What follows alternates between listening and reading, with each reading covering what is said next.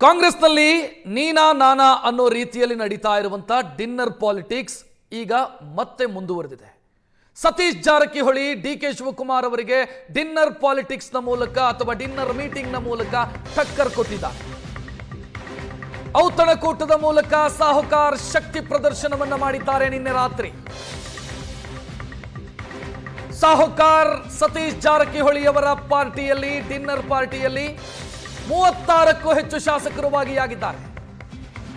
CM ಪುತ್ರ ಸೇರಿ 36ಕ್ಕೂ ಹೆಚ್ಚು ಎಂಎಲ್ಎಗಳು ಎಂಎಲ್ಸಿಗಳು ಬೆಳಗಾವಿಯ ಖಾಸಗಿ ಹೋಟೆಲ್ನ ಡಿನ್ನರ್ ಮೀಟಿಂಗ್ ನಲ್ಲಿ ಭಾಗಿಯಾಗಿದ್ದಾರೆ. ಇನ್ನು ಭಾಗಿಯಾದಂತಹ ಶಾಸಕರ ಪೈಕಿ ಹೆಚ್ಚಿನವರು 90% ಶಾಸಕರು ಸಿಎಂ ಬಣಕ್ಕೆ ಸೇರಿದವರು. ಇನ್ನು ಮೊನ್ನೆ ಡಿಕೆ ಶಿವಕುಮಾರ್ ಅವರು ಕರೆದಂತ ಡಿನ್ನರ್ ಮೀಟಿಂಗ್ ನಲ್ಲಿ ಭಾಗಿಯಾದಂತ ಕೆಲ ಶಾಸಕರು ಕೂಡ ನಿನ್ನೆಯ ಡಿನ್ನರ್ ಮೀಟಿಂಗ್ ನಲ್ಲೂ ಕೂಡ ಇದ್ರು. ಡಾಕ್ಟರ್ ಯತೀಂದ್ರ ಅವರ ಉಪಸ್ಥಿತಿ ಕುತೂಹಲಕ್ಕೂ ಕೂಡ ಕಾರಣ ಆಯಿತು. ತಮ್ಮ ಶಕ್ತಿ ವೃದ್ಧಿಸಿಕೊಳ್ಳುವಂತ ಕೆಲಸವನ್ನ ಸತೀಶ್ ಜಾರಕಿಹೊಳಿ ಮಾಡ್ತಿದ್ದಾರೆ ಅನ್ನೋದು ಮೇಲ್ನೋಟಕ್ಕೆ ಕಾಣ್ತಾ ಇದೆ. ನೋಡ್ತಾ ಇದ್ದೀರಿ, ಇದು ನಿನ್ನೆ ನಡೆದಂತ ಡಿನ್ನರ್ ಮೀಟಿಂಗ್ ನ ದೃಶ್ಯಗಳನ್ನ ನೀವು ನೋಡ್ತಾ ಇರೋ. ವಿಧಾನ ಪರಿಷತ್ ಸದಸ್ಯ ಡಾಕ್ಟರ್ ಯತೀಂದ್ರ ಅವರ ಆಗಮನದ ದೃಶ್ಯವನ್ನ ನೋಡ್ತಾ ಇದ್ದೀರಿ. ಇದೇ ಡಾಕ್ಟರ್ ಯತೀಂದ್ರ ಅವರು ಹಿಂದೆ ಬೆಳಗಾವಿಯಲ್ಲಿ ನನ್ನ ತಂದೆಯ ರಾಜಕೀಯ ಉತ್ತರಾಧಿಕಾರಿ ಸತೀಶ್ ಜಾರಕಿಹೊಳಿ ಅನ್ನೋ ಅರ್ಥದಲ್ಲಿ ಮಾತನಾಡಿದ್ರು. ಅದು ಚರ್ಚೆಗೂ ಕೂಡ ಕಾರಣ ಆಗಿತ್ತು. ಅಹಿಂದ ವರ್ಗವನ್ನ ಸಂಘಟಿಸುವಂತ ಶಕ್ತಿ ಸಾಮರ್ಥ್ಯ ಇರೋದು ಸತೀಶ್ ಜಾರಕಿಹೊಳಿ ಅವರಿಗೆ. ನನ್ನ ತಂದೆ ರಾಜಕೀಯ ಸಂಧ್ಯಾಕಾಲದಲ್ಲಿದ್ದಾರೆ. ಅಹಿಂದ ವರ್ಗವನ್ನ ಮುಂದೆ ಸಂಘಟಿಸಬಹುದಾದಂತ ನಾಯಕರು ಅಂತಂದ್ರೆ ಅದು ಸತೀಶ್ ಜಾರಕಿಹೊಳಿ ಅಂತ ಮಾತನಾಡಿದ್ರು.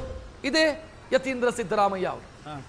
ಈಗ ಯತೀಂದ್ರ ಸಿದ್ದರಾಮಯ್ಯ ಅವರು ಸತೀಶ್ ಜಾರಕಿಹೊಳಿ ಅವರ ಡಿನ್ನರ್ ಮೀಟಿಂಗ್ ನಲ್ಲೂ ಕೂಡ ಭಾಗಿಯಾಗಿದ್ದಾರೆ. ಇದರ ಜೊತೆಗೆ ಎಂಎಲ್ಎ ಎಂಎಲ್ಸಿ ಸೇರಿ ನಾವು ಕೌಂಟ್ ಮಾಡೋದು ಅಂತಾದ್ರೆ 36ಕ್ಕೂ ಅಧಿಕ ಮಂದಿ ಈ ಮೀಟಿಂಗ್ ನಲ್ಲಿದ್ರು ಅಥವಾ ಈ ಡಿನ್ನರ್ ಪಾರ್ಟಿಯಲ್ಲಿ ಭಾಗಿಯಾದರು.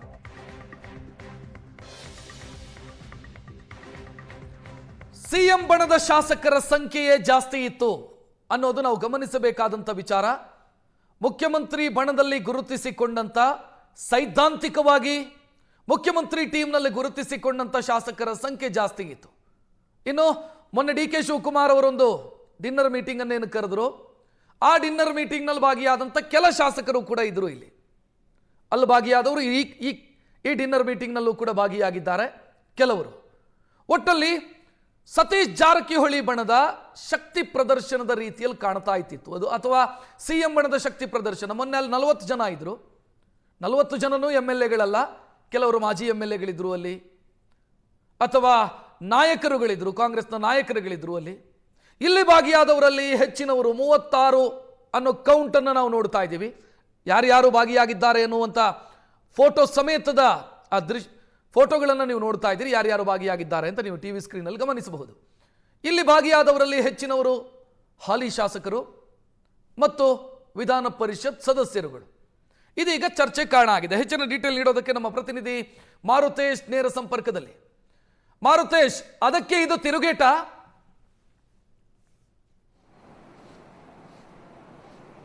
ಅಲ್ಲ, ಮೇಲ್ನೋಟಕ್ಕೆ ಹಾಗೆ ಕಾಣಿಸ್ತಾ ಇದೆ. ಯಾಕಂದ್ರೆ D K Shivakumar dinner meeting ಕರೆದಿರುವಂಥದ್ದು ಒಂದು ರೀತಿ ಕಾಂಗ್ರೆಸ್ ವಲಯದಲ್ಲಿ ದೊಡ್ಡ ಮಟ್ಟದ ಚರ್ಚೆಗೆ ಕಾರಣ ಆಗಿತ್ತು. ಡಿ ಕೆ ಶಿವಕುಮಾರ್ ಬೆಂಬಲಿತ ಶಾಸಕರನ್ನಷ್ಟೇ ಡಿನ್ನರ್ ಮೀಟಿಂಗ್ಗೆ ಕರೆಯಲಾಗಿತ್ತು ಅನ್ನುವಂತಹ ಆರೋಪಕ್ಕೂ ಕೂಡ ಡಿ ಕೆ ಶಿವಕುಮಾರ್ ನೀಡಿದಂಥ ಡಿನ್ನರ್ ಪಾರ್ಟಿ ಕೂಡ ಕಾರಣ ಆಗಿತ್ತು.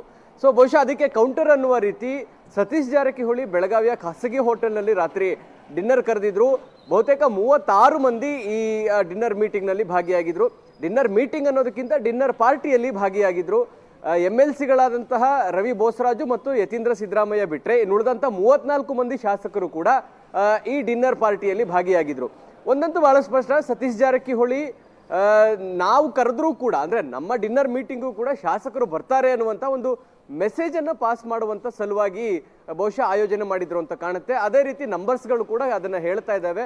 ಅವರ ಆಹ್ವಾನಕ್ಕೆ ಸಾಕಷ್ಟು ಜನ ಶಾಸಕರು ಬಂದು ಹೋಗಿದ್ರು. ನಮ್ಮ ಕ್ಯಾಮೆರಾಗಳಲ್ಲಿ ರೆಕಾರ್ಡ್ ಆಗಿರ್ತಕ್ಕಂತಹ ಶಾಸಕರ ಸಂಖ್ಯೆಯನ್ನೇ ನೋಡಿದ್ರೆ 34 ಮಂದಿ ಶಾಸಕರು ಈ ಡಿನ್ನರ್ ಪಾರ್ಟಿಯಲ್ಲಿ ಭಾಗಿಯಾಗಿದ್ರು.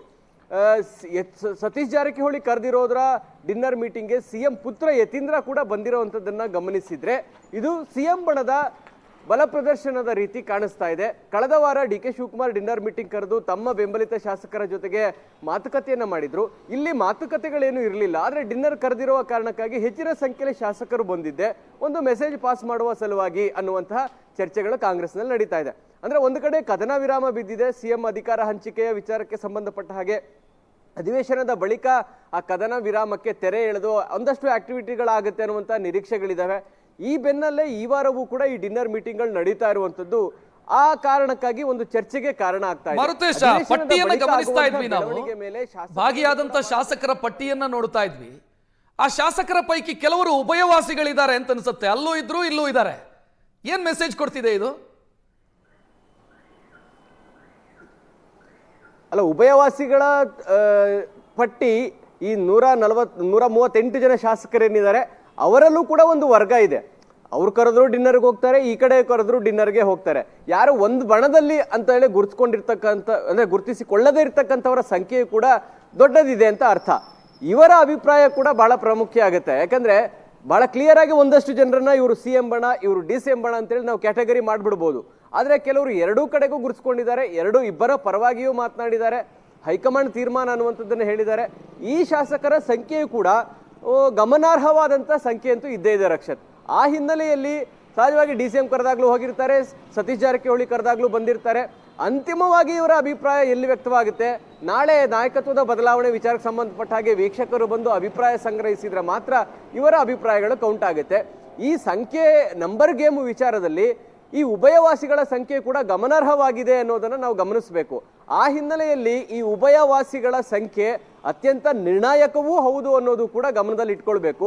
ನಾಳೆ ಇದು CLP ಸಭೆಯಲ್ಲೇ ನಿರ್ಧಾರ ಆಗ್ಲಿ, ಶಾಸಕರು ಅಭಿಪ್ರಾಯ ಹೇಳಲಿ ಅನ್ನುವಂತ ತೀರ್ಮಾನಕ್ಕೆ ಏನಾದರೂ ಹೈಕಮಾಂಡ್ ಬಂದಿದ್ರೆ ಈ ಉಭಯವಾಸಿಗಳ ಯಾವ ನಿರ್ಧಾರವನ್ನು ತೆಗೆದುಕೊಳ್ತಾರೆ ಅನ್ನೋದು ಬಹಳ ಇಂಟ್ರೆಸ್ಟಿಂಗ್ ಆಗಿರುತ್ತೆ ಮತ್ತು ಬಹಳ ಗಂಭೀರ ಮತ್ತು ಬಹಳ ಪ್ರಾಮುಖ್ಯವಾದಂತಹ ತೀರ್ಮಾನವನ್ನು ಕೂಡ ಈ ಉಭಯವಾಸಿಗಳು ತೆಗೆದುಕೊಳ್ಳುವಂತಹ ಸಾಧ್ಯತೆಗಳಿರುತ್ತೆ. ಓಕೆ, ಥ್ಯಾಂಕ್ ಯು ಮಾರುತೇಶ್ ಮಾಹಿತಿಗೆ.